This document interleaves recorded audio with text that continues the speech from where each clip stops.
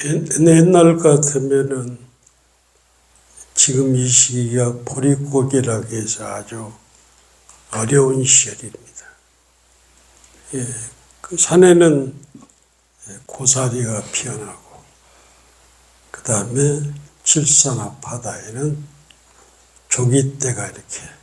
그래서 이제 그 고향에 고창이나 정읍이나 영광, 부안 쪽에 가면은 칠산 앞바다에서 잡은 조기하고 선우사 뒷산에서 꺾은 고사리 우리에 끓여 먹는 게 아주 맛있었습니다. 그리고 이제 고구가 보통 양력으로 4월 20일인데 이때쯤 되면은 해차가 이렇게, 저런 해차가 이렇게 나옵니다. 해차가 딱 나와. 깨꼬리 소리, 뻐꾸기 소리 들으면서 산중에서 적석차 마시는 것도 좋죠.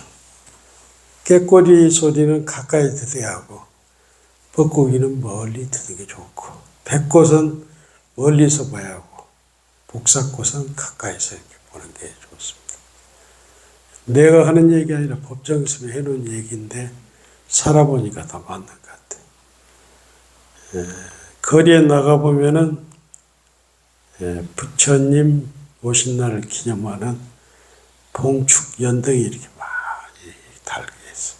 근데 세상이 발달하니까 강화문에서, 국회에서 이 봉축 그 탑을 세울 때 산부요인과 총무장에 나와서 이런 것을 우리가 유튜브로 볼 수가 있단 말이에요. 오늘은 여러분이 옛날에 그 부처님 생애 같은 것도 불교대학에서는 6개월 내지 1년 정도만 공부를 했는데, 지금은 유튜브 딱 들어가서 정병조의 부처님 생애 딱 치면은 뭐 유튜브 안 봐도 돼. 소리만 딱 들어도 부처님의 일대기를 40분이면 충분히 공부를 했어요.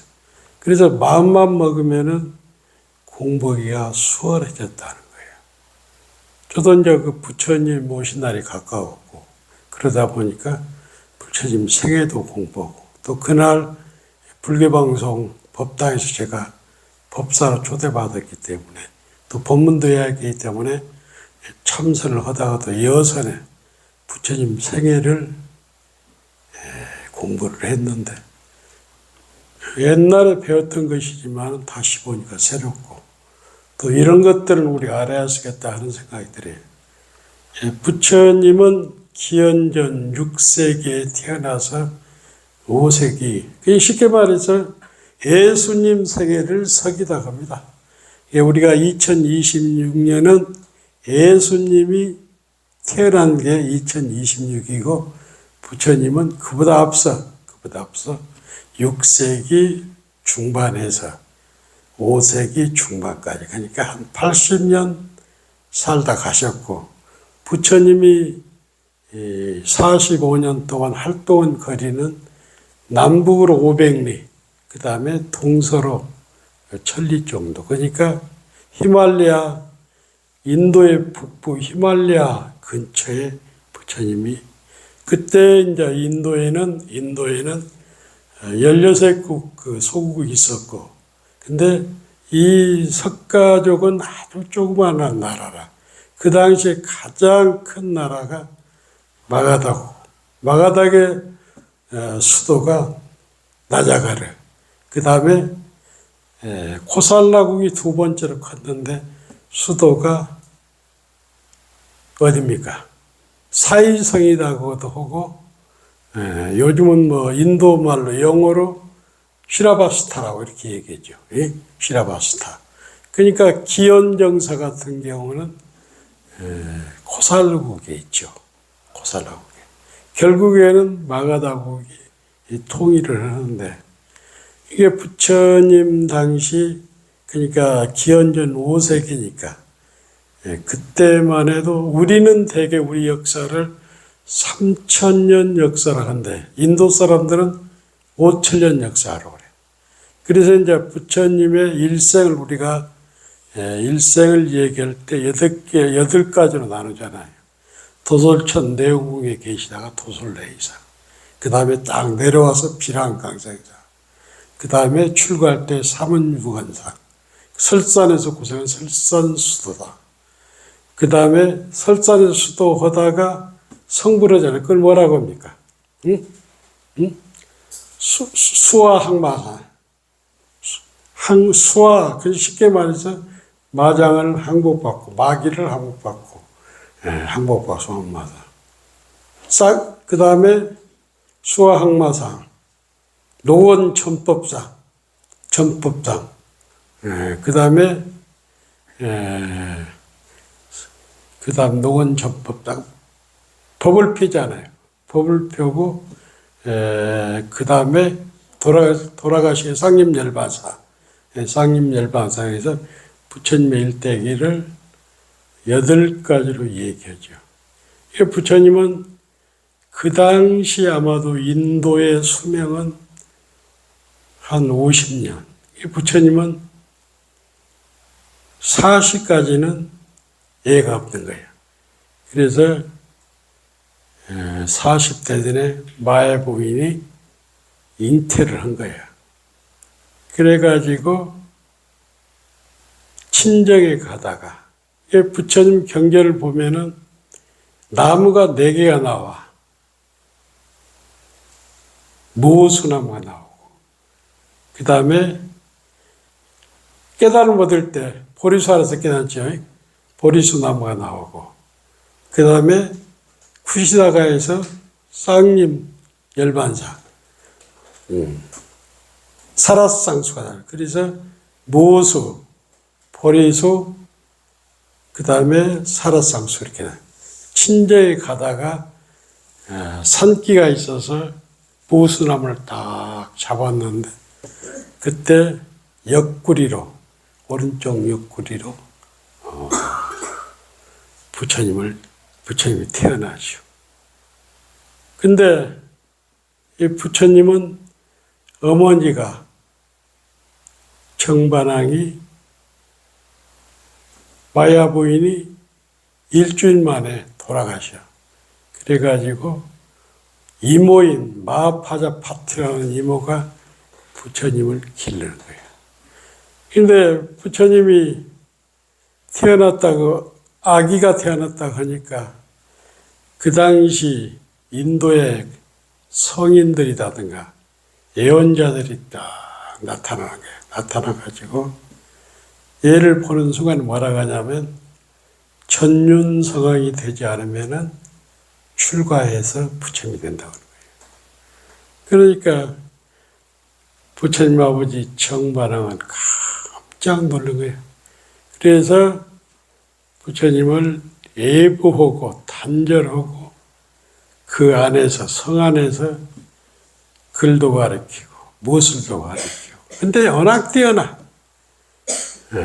워낙 뛰어나. 그래서 부처님이 하루는 17살 때 사문유관상이라는 말이 나오는데 세상 구경을 나가는 거예요. 당장 북문으로 나가니까 다 늙어가는 노인이 있는 거예요. 마음이 아프죠. 또 하루는 남문으로 나가니까 장례 행렬이 지나가는 거예요. 그리고 또 병든 자를 보고. 근데 하루는 동문으로 나가는데 수행자가 딱 있는 거예요. 옷은 흐트러졌지만은 편안한. 그래서 저게 누구냐 하니까 출가사문이라는 거예요. 그래서 부처님이 나도 저렇게 되었겠다는 생각을 하고 돌아오죠. 근데 부처님은 대를 이을 사람이 없잖아요. 그래서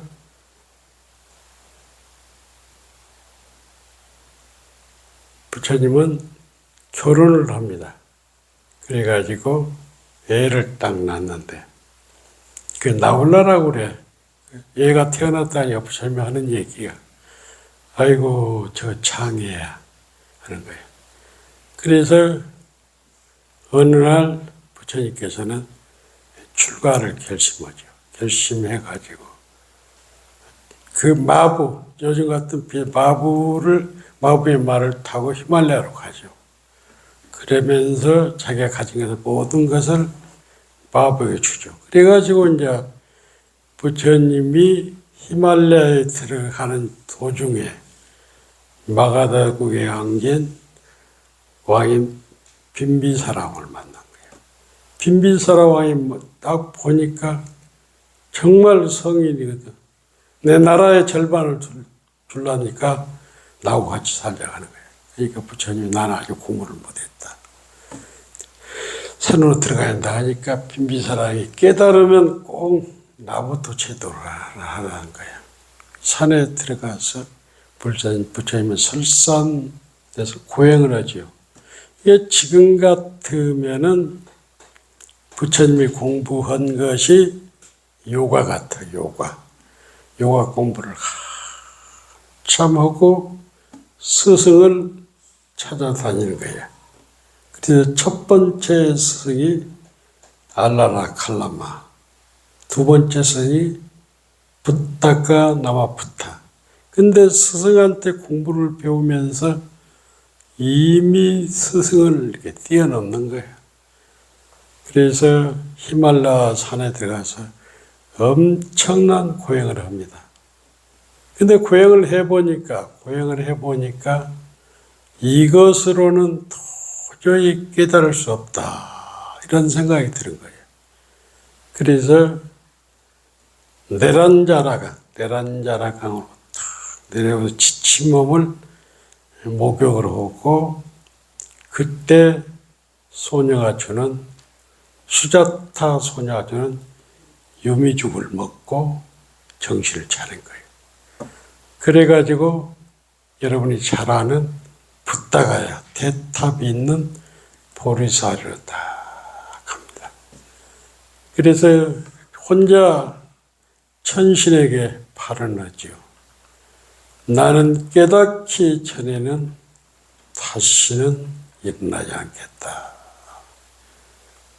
그래서 일주일 만에 새벽 별을 보고 다 깨치면 일성이 뭐냐면 딱 깨닫고 보니까 일체 중생이 부처님과 똑같은 지혜의 덕상을 가졌구나. 그래서 이제 거기에 자선을 딱 보고 나서 사실은 열반에 들라고 했는데 제석천왕이나 범천왕이 중생을 위해서 계시합니다. 그래가지고 이제 사르느타 그게 어디냐면 초전 법륜한 곳이 사르느타예요. 이 대탑에서 사르느타까지는 220km 걸어서 딱 가죠. 여러분들 같이 가봤잖아요. 그 옆에가 파라나시가 있고 사르느타에서 초전 법륜 부처님이 처음 법문을 굴리죠.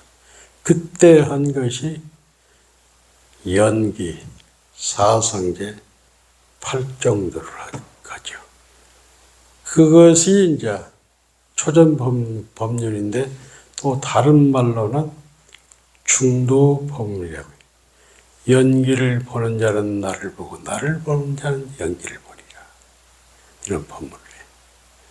그때부터 45년 동안 깨달으면서 45년 동안 중생을 위해서 포교를 하는 거예요. 그래가지고 나이가 80이 됐을 때 쭉 저기로 가는 거예요.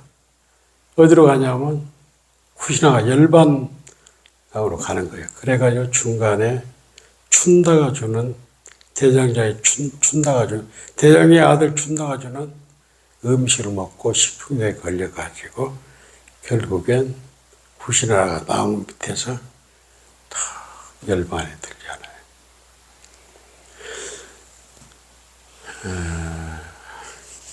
부처님이 내가 늘 하는 얘기는 부처님이 위대한 것은 부처님이 깨달음을 실천했기 때문에 이대인 거예요.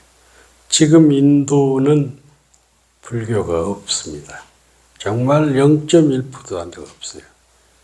왜 불교가 한때는 이게 부처님이 활동한 시기 그 위에 200년까지는 이 불교가 엄청 발달했어요.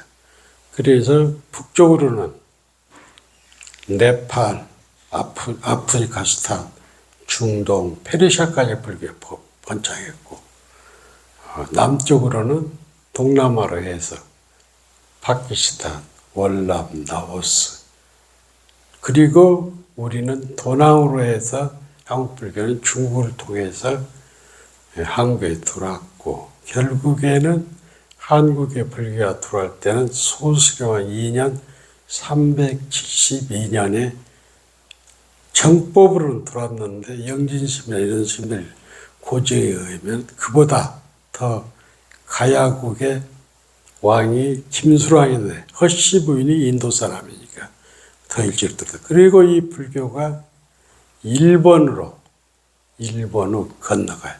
우리는 327년에 불교가 들어왔지만 일본은 우리보다도 늦은 526년에 불교가 일본에 전달됩니다. 지금 그 세계적인 수행 추세를 보니까 얼마 전에 동국대학교 해주 스님이 미국에 계시면서 공복 와가지고 논문을 발표한 것을 읽었는데 유럽이나 미국은 불교 인구는 1%로 보면 된다. 1%. 기독교는 불교 인구는 늘어나지도 줄어들지도 않는데 기독교 인구는 기하급수적으로 줄어드는데 대신 불교도 기독교도 아닌 명상 인구가 14%가 된다고 그래요. 14%. 그 명상 인구는 앞으로 미국이나 유럽이 50% 이상으로 그러니까 불교라는 정체성을 띠지 않고 기독교라는 정체성을 띠지 않고 명상이 지금 대세다는 거예요. 한국도 마찬가지입니다.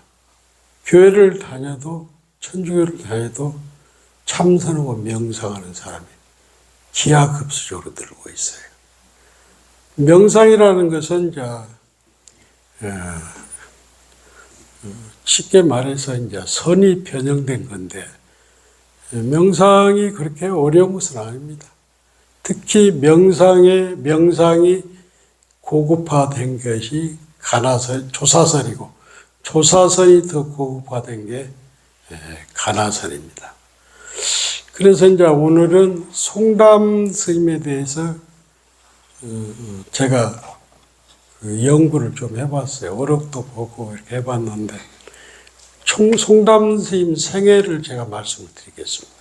어제 밴드에도 말씀을 드렸는데 송담 스님은 제가 그 고향을 가봤는데 송정리 옆에 강상군 안청리라고 그러니까 지금 봄 여름에는 그 동네는 다닐 수가 없어요.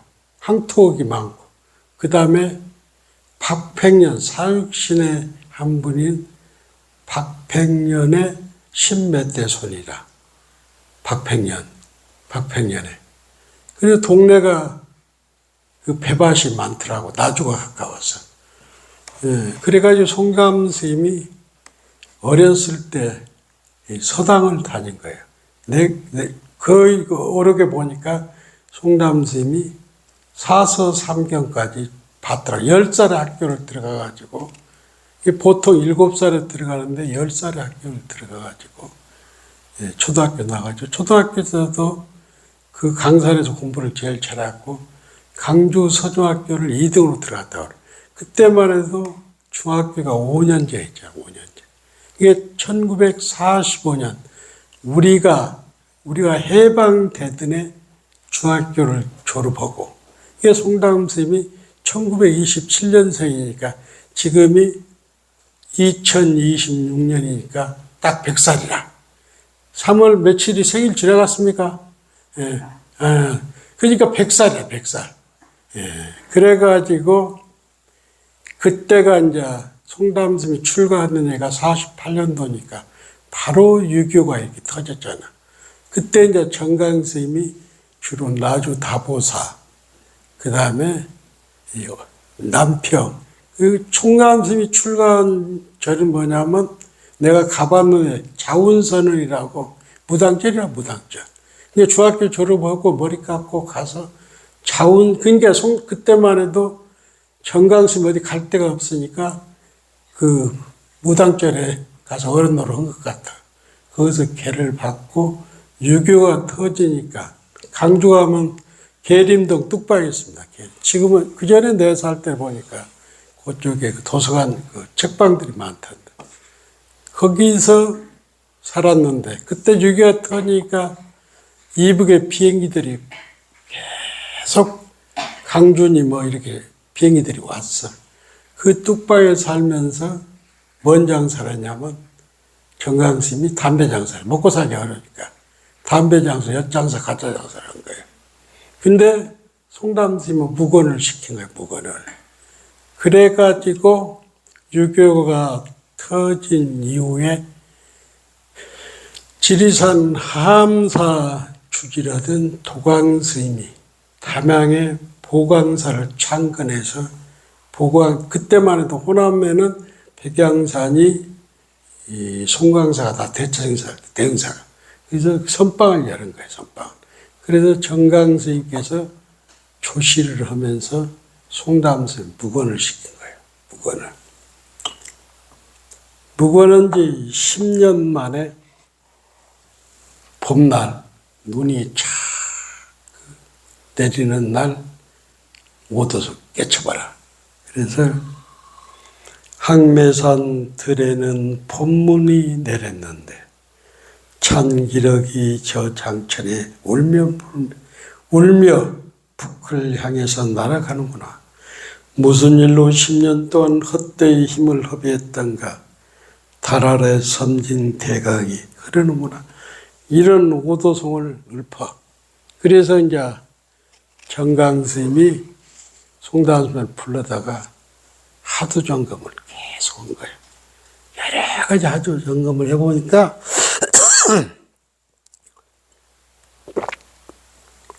깨달음을 얻었거든.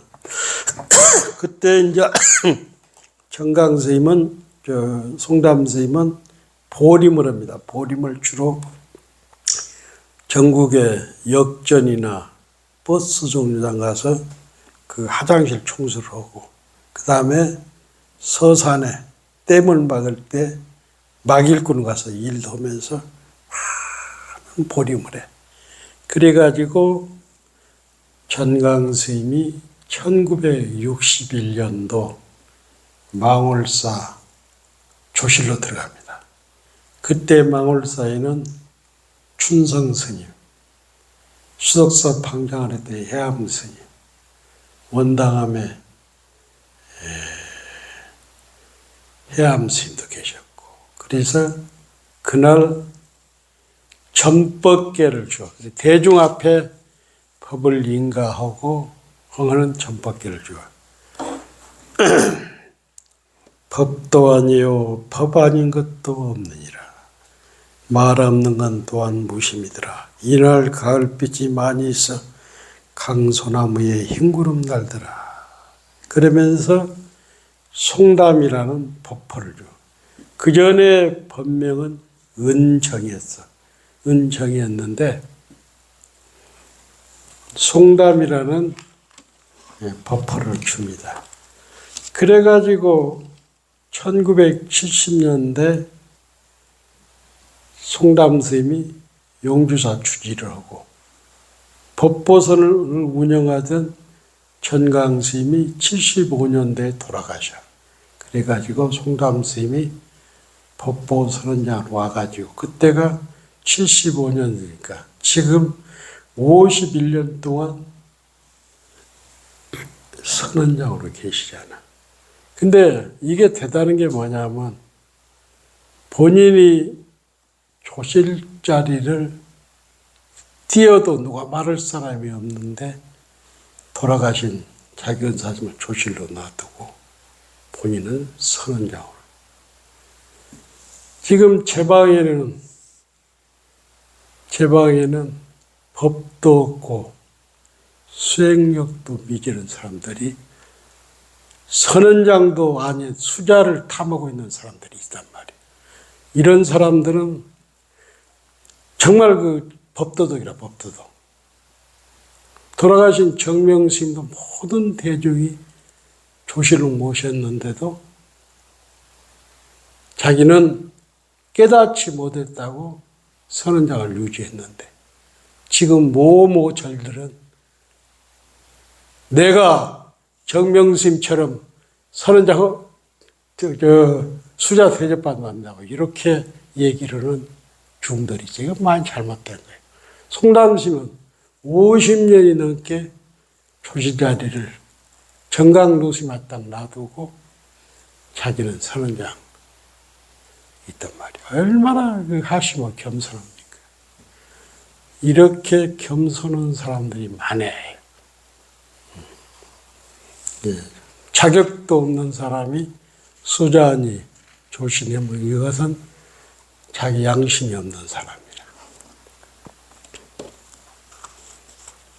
그리고 다음 주에는 보문사 선언회 전만식을 합니다. 이게 부처님은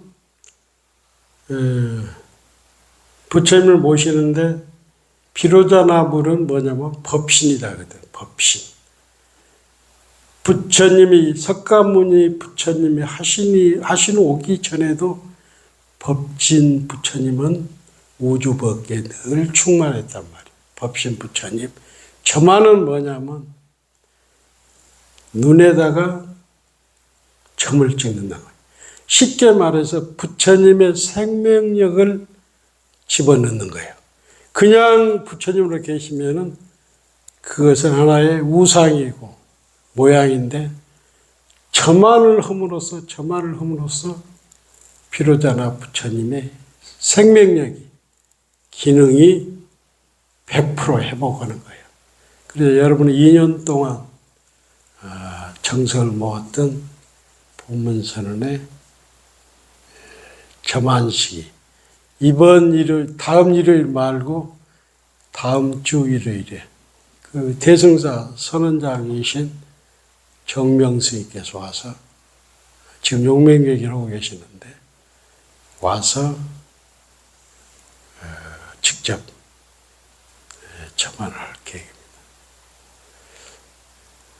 인도, 파키스탄, 스리랑카 이 공부를 하면서 불교가 스리랑카를 제한 없어졌잖아요. 불교가.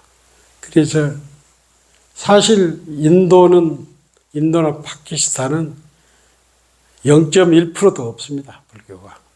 다 멸망을 했는데 멸망은 원인이 여러 가지가 있겠지만은 제가 봤을 때는 정치적으로, 경제적으로 안정을 못 이뤘고 부처님은 45년 동안 부처님 법을 펴면서 이타정신, 보살정신으로 살았는데 그 후대 사람들은 너무나 민초다든가 민색을 내면하고 부처님 교리에다든가 부처님의 사상에 매몰되어 가지고 다른 사람이 침략하는 것을 방관했다는 거예요. 그리고 실질적으로 아리안적이 돌아가지고 17세기가 되면은 불교가 인도에 없어집니다. 그 유명한 나란다 대학도 나란다 대학이 6세기, 5세기 해가지고 13세기에 없어졌는데 그 이슬람교가 와서 불을 질렀잖아요. 근데 불을 질러도 불교가 바깥 인도 사람들한테 공헌을 못하기 때문에 그 민초들이, 국민들이 보호를 안 해준 거예요. 보호를 안 해준 거예요. 그러니까 아무리 부처님이 가르친 이대하고 스승하고 그 깨달음이 아무리 스승하다 해도 그것이 국민들에게, 민초들에게 도움을 주지, 어시트를 못하면 그 종교는 망하게 된 거예요. 이 한국도 그래요, 한국도. 결국에는 부처님의 사상은 보살행이라. 보살행이 없으면 결국에는 불교도 없어진 거예요. 우리가 처음에 절에 왔을 때 2천만, 1,000만 그랬잖아요. 실질적으로 한국도 지금 불교는 3위도 겨우 유지하는 거예요, 3위도. 내가 저 안타까운 건 뭐냐면 정각회에서 탑등 저만식을 하고 이렇게 해도 스님들은 떼거리로 몇백 명 되는데 신도가 없는 저만식을 하는 거예요. 이거 잘못된 거예요. 그만큼 한국 불교가 보살행이었고 수행력이었기 때문에 이것이 국민들이 외면할 수 있다. 그 인천용화사 얼마나 인천용화사가 송담 스님을 통해서 정강 스님이 법을 누렸잖아요. 텅텅 비었잖아요. 텅텅. 송담 스님 법을 받을 사람이 없을 정도로 텅텅 비었잖아요. 그래서 노력하지 않고 보살행을 해야지 않으면 살아남을 수가 없다. 국민이 애매는 아무리 훌륭한 종교라도 부처님 당시에는 부처님의 법이 좋아 많은 나라로 정말로 저기 중동까지 그리스 문화, 그 다음에 간다라 문화로 이렇게 불교가 퍼졌는데 너무 방관했다. 그래서 저는 늘 그럽니다. 나의 신앙, 종교생활이 가정에 영향을 주고 사회에 영향을 주고 국가에 영향을 주었다. 나 혼자만 믿고 이것이 법다 해서 끝나는 불교는 가정에서, 사회에서, 나라에서 존경을 받지 못한다.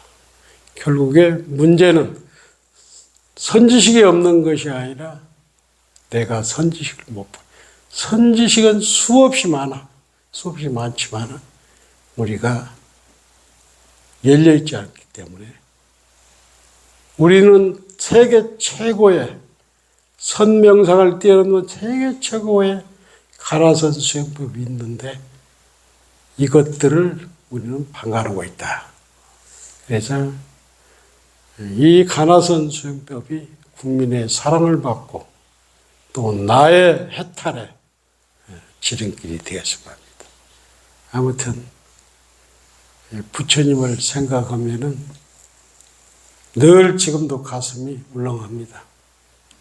부처님 오신 날을 맞이해서 불교가 대한민국에서 꽃피고 가나선이 꽃피는 그런 역할을 우리 보문사에서 하겠습니다. 마치겠습니다.